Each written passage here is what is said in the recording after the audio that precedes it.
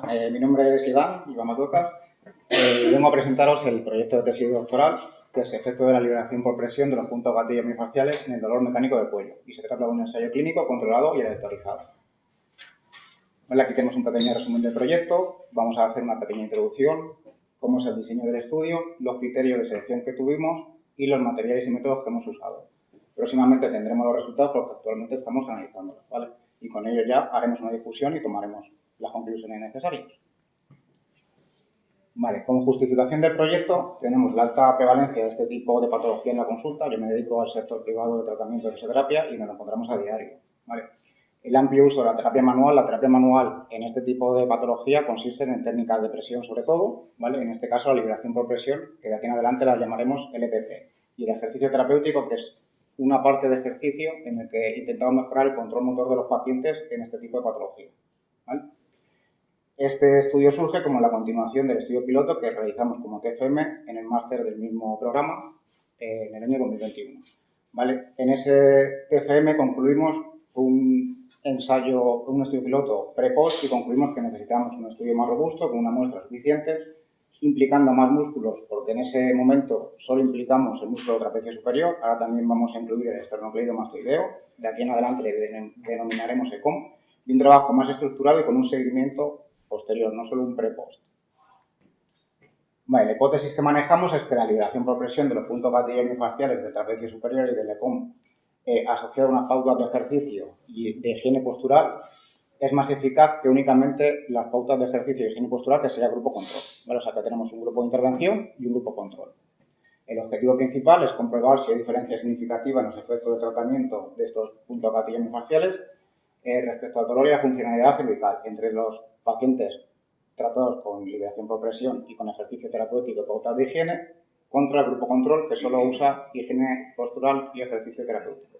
La intensidad de dolor la vamos a medir mediante la EVA, la escala visual analógica, el umbral de dolor a presión mediante la ergometría, que es un aparatín con 1 centímetro cuadrado de área a presionar en los puntos en cuestión que vamos a tratar.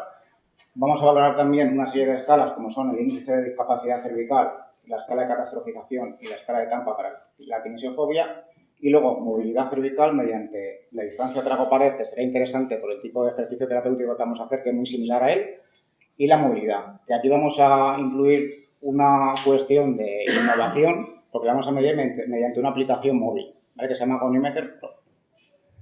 Bueno, aquí tenemos el cronograma que nos planteamos en 2022, hemos cumplido más o menos, ¿vale? En marzo de 2023 escribimos la aprobación del CEIP. Desde ese momento hasta septiembre de 2023 estuvimos reclutando pacientes y la intervención la hemos llevado a cabo desde septiembre de 2023 hasta mayo de 2024. Bueno, como diseño del estudio tenemos, como su propio nombre indica, un ensayo clínico aleatorizado con grupo control, siguiendo las directrices CONSORT, la aprobación del CEIP con el código que tenemos ahí y la inscripción en Clinical Trials.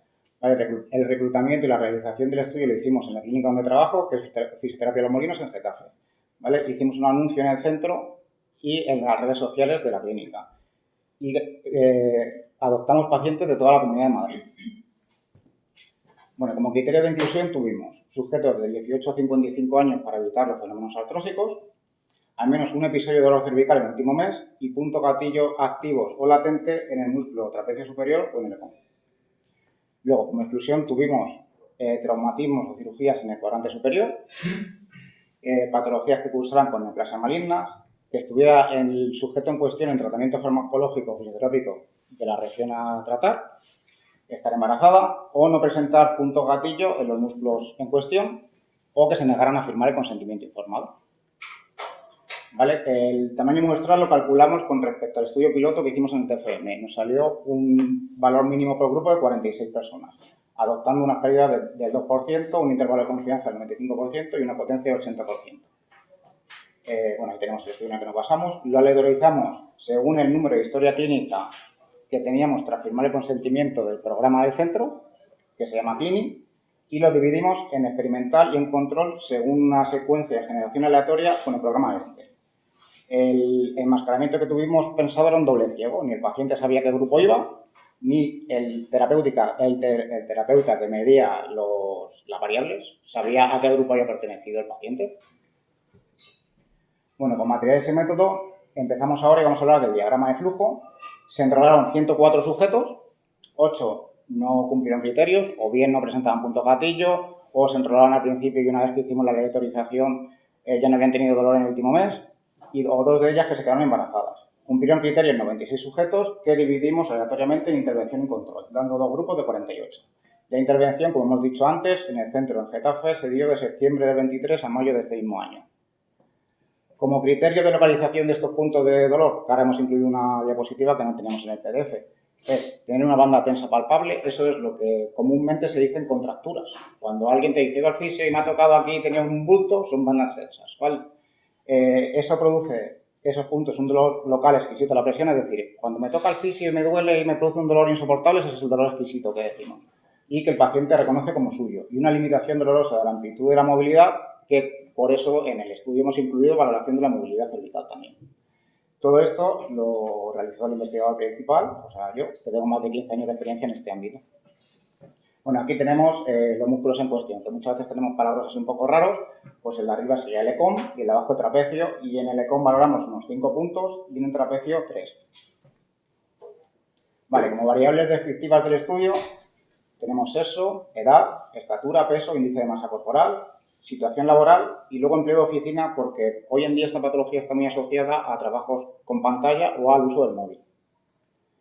Vale, las variables dependientes incluyen las que hemos hablado anteriormente, la escala EVA, el umbral de dolor a presión mediante ergometría, las escalas como son el índice de discapacidad cervical, la escala de catastrofización o la escala de Tampa, la distancia trago-pared y la movilidad cervical expresada en grados. Ahora en la siguiente diapositiva lo vemos un poquito mejor. Esta es la escala EVA.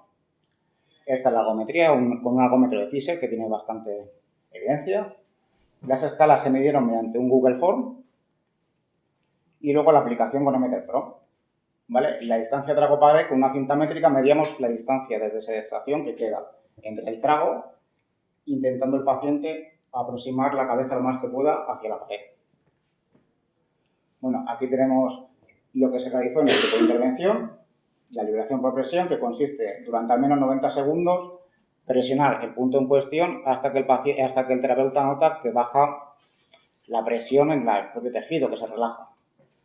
¿Vale? Esto lo realizó el investigador principal y luego la parte de ejercicio terapéutico y higiene postural la realizó un segundo terapeuta, que luego es el encargado de hacer las mediciones, por eso ese terapeuta no sabía si había sido antes tratado o no ese paciente. ¿Vale?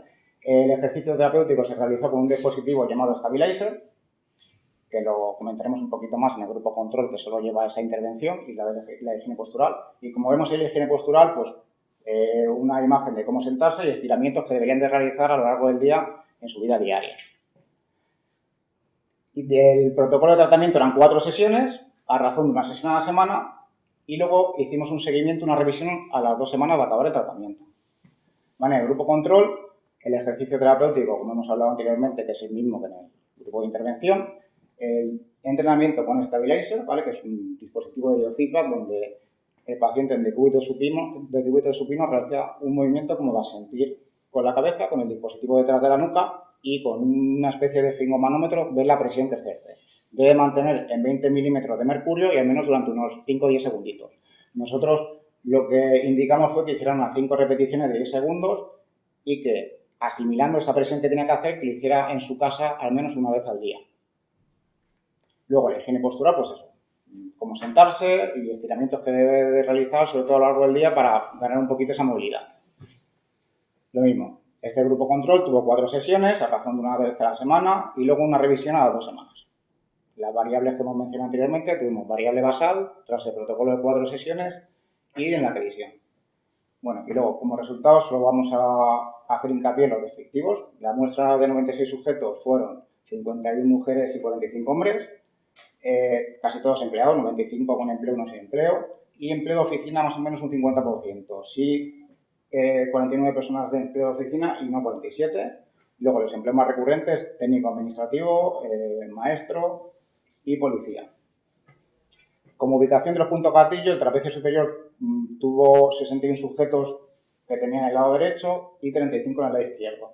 Y en el ECOM fue todavía más evidente. Tuvo 67 sujetos con el lado derecho y 29 por el lado izquierdo. Se puede asociar quizá al ratón o a que haya más personas con tendencia a diestra y zurda. Vale, luego la edad. Tuvimos una edad máxima de 53 y mínima de 22 y vemos que la media y la mediana son bastante parejas. La estatura, un número mayor de 1,89 y menor de 1,52, con una media y mediana próxima al 1,70. El peso, el mayor 100 kilos, el menor 48. Media y mediana de unos 70 aproximadamente. El índice de masa corporal, el máximo de 34, el mínimo de 18 y una media y mediana de 24. Bueno, el análisis estadístico, estamos ahora mismo en progreso, mediante el programa SPSS versión 29 para Mac. Y nada, como hemos hecho un estudio piloto previo, esperamos hacer análisis paramétricos y comparar mediante la prueba de muestras independientes la base con el posttratamiento y la base con la revisión. Y luego la discusión y las conclusiones esperamos tenerlas en breve. Y nada, la bibliografía más relevante que hemos usado aquí en este proyecto. Y nada, y muchas gracias.